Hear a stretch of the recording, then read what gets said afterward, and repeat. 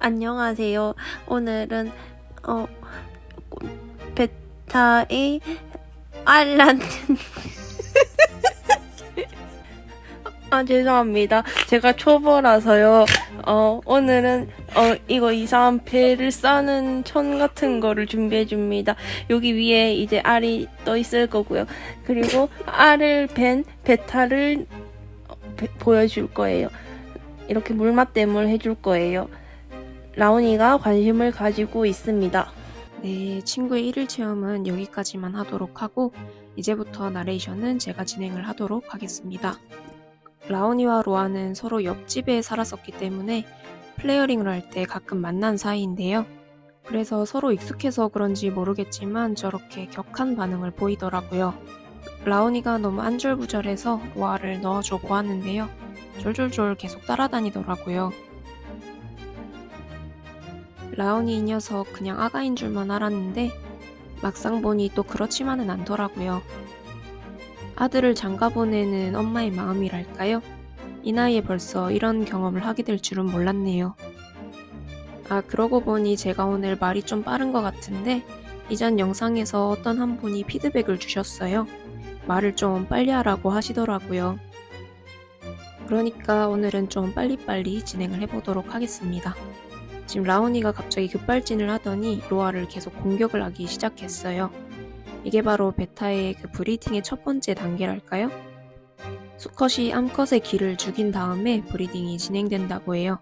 그래서 로아는 혼이 빠져라 저렇게 도망다니다가 이렇게 낑기기도 하더라고요.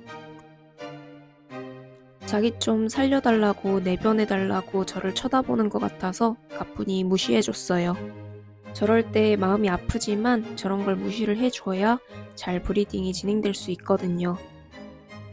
수컷은 저렇게 공격을 하다가 중간중간 거품집을 점검을 하기도 합니다.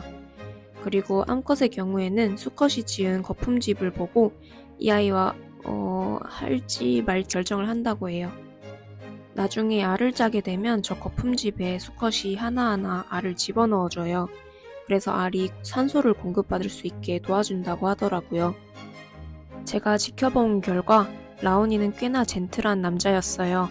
왜냐면 로아가 쉬고 있을 때는 딱히 건들지 않고 멀리서 지켜만 보다가 가까이 가서 우리 하자고 어쨌든 젠틀한 남자였습니다. 근데 계속 괴롭히기만 하고 막상 시작은 안 하길래 제가 보고 있어서 그런가 싶어서 이렇게 숨어서 보기도 하였는데요. 크게 진전이 없더라고요. 로아가 너무 지쳐 보여서 일단 어둡게 해주고 좀 지켜보았어요. 수컷이 심한 경우에는 암컷을 죽여버릴 수도 있다고 하였기 때문에 조금은 지켜볼 필요성이 있습니다. 그러는 와중에도 라온이는 계속해서 거품집을 늘려나가고 있어요. 보다가 지쳐가지고 이렇게 타임레스를 켜놓고 나갔다 왔는데도 아무런 진전이 없었습니다. 로아는 가만히 있고 라온이만 바삐 움직이는 영상이 찍혀 있더라고요. 드디어 로아가 거품집 품평회를 하려는 것 같아요. 라온이도 질세라 덩실덩실 춤을 추며 나를 좀 봐달라고 하고 있어요. 하지만 로아가 아직은 마음의 준비가 되지 않았는지 도망을 치더라고요. 라온이가 옆에서 든든하게 기다려주고 있어요. 그렇게 하루가 지났습니다. 다음날이 되자 둘 사이가 조금 더 가까워진 느낌이 드는 것 같아요. 자세히 보아하니 라온이가 로아의 몸을 감싸려고 하고 있는 것 같더라고요. 저 상태로 성공을 하게 되면 로아에게서 알을 짤 수 있어요. 하지만 둘 다 처음이기 때문에 그렇게 쉽게 이루어지진 않더라고요.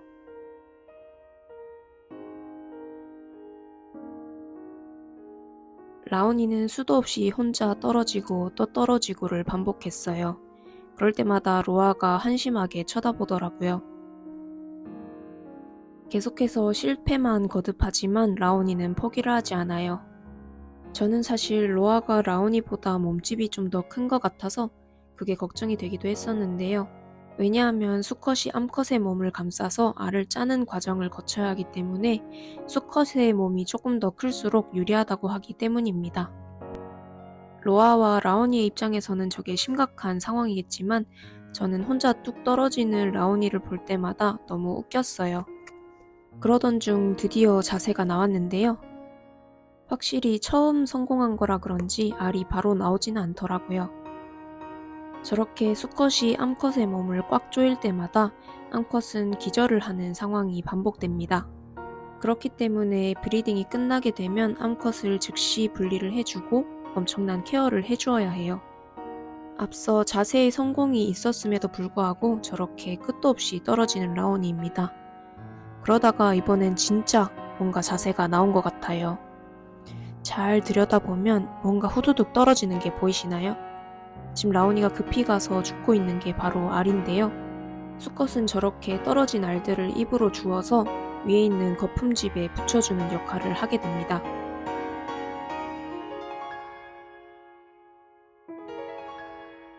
처음임에도 불구하고 자신이 해야 할 일을 안다는 것 자체가 엄청나게 신기하고 대견하더라고요.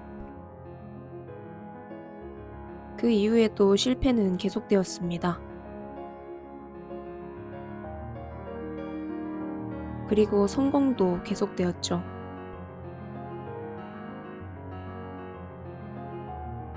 성공이 계속된다는 건 어떤 의미일까요? 하루 반나절 동안 알을 계속해서 생산해내고 있다는 얘기겠죠? 그러면 집사는 어떻게 될까요? 처음에는 제발 성공해라 성공해라 하던 제가 나중에는 제발 그만해라 그만해라 하고 있더라고요. 알도 생명이 될 수 있는데 너무한 거 아니냐고요? 그럴 줄 알고 제가 수학적으로 계산을 한번 해보았는데요. 알짜기는 자그마치 4시간 동안 이루어졌고요. 한 번 짤 때마다 평균 20개를 짜냈습니다. 그리고 관찰한 결과 3분에 한 번씩 성공을 하는 거를 관찰하게 되었는데요. 그렇게 다 곱해주면 총 1600개가 나옵니다. 나니? 그럼 그 1600개의 알을 누가 키우냐고요? 바로 저예요. 저 안 울어요. 걱정 마세요. 어느 순간 백스크린까지 붙여서 알을 잘 보일 수 있도록 한 저입니다. 힘들지도 않은지 저걸 계속해서 짜고 있더라고요. 흰 눈처럼 이쁘게 보인다고들 하시는데 저는 그냥 무서워 이뻤어요. 네, 이뻤습니다. 슬슬 계속해서 기절을 반복하는 로아가 너무 안쓰러웠어요. 하지만 로아도 끊임없이 라온이에게 다가가더라고요. 심지어는 라온이가 찾지 못하는 알들을 옆에서 거들어서 옮겨주고 있었어요. 혹시나 해서 말씀드리는 거지만 지금 이 알이 나오고 있는 장면들은 모두 다른 장면들이에요. 정말 대단하죠? 둥둥 떠서 기절해 있는 로아를 보아하니 끝나고 나서 정말 잘 케어해줘야 될 것 같아요. 과연 1600마리 중에 몇 마리가 탄생을 하게 될까요? 아까 한 번 짜낼 때 평균 20개라고 하였는데 사실 많을 때는 60개가 넘게 한 번에 짜내는 경우도 있었어요. 그러니까 대략 2000개 정도가 있을 수도 있다는 거죠. 하지만 그 2000개 중에 수정이 된 건 몇 개 없을 수도 있으니까 그게 너무 슬플 것 같아요. 원래 암컷은 알을 먹는다는 얘기가 있는데 우리 로아는 어떻게 된 건지 도와주더라고요. 이제 한두 개밖에 안 나오는 걸로 보아서 다 끝나가는 건 아니었어요. 그냥 계속 우수수 떨어지고 있더라고요. 이제 여러분도 좀 무섭지 않으신가요? 일단 저는 너무 무서워서 이때부터 다크서클이 더 진해졌어요. 도대체 언제까지 짜는 건지 이제 그냥 로아를 분리해줄까도 고민을 했던 것 같아요. 하지만 그랬다가는 아이들에게 트라우마가 생길 것 같아서 그러지 않았어요. 지금 저기 알이 붙어있는 게 보이시나요? 저 하얀 동그라미들이 다 알이거든요. 진짜 많죠? 몇 시간 뒤 다시 와보니 로아가 이렇게 구석에 박혀 있더라고요. 그래서 지켜보았더니 라온이가 이렇게 공격을 하더라고요. 바로 브리딩이 끝났다는 거겠죠.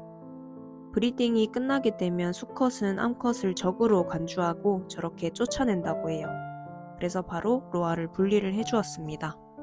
이제 라온이의 힘든 육아가 시작되었네요. 자기의 꼬리에 계속해서 떨어지는 알들을 끊임없이 주워 올리고 있어요.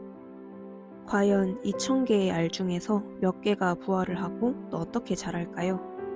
앞으로도 치어들의 탄생과 성장 과정을 담을 예정이니 구독과 좋아요 눌러주시고 기다려주세요. 로아와 라온이를 닮은 이쁜 아이들을 기다리며 오늘 영상은 여기까지입니다. 안녕.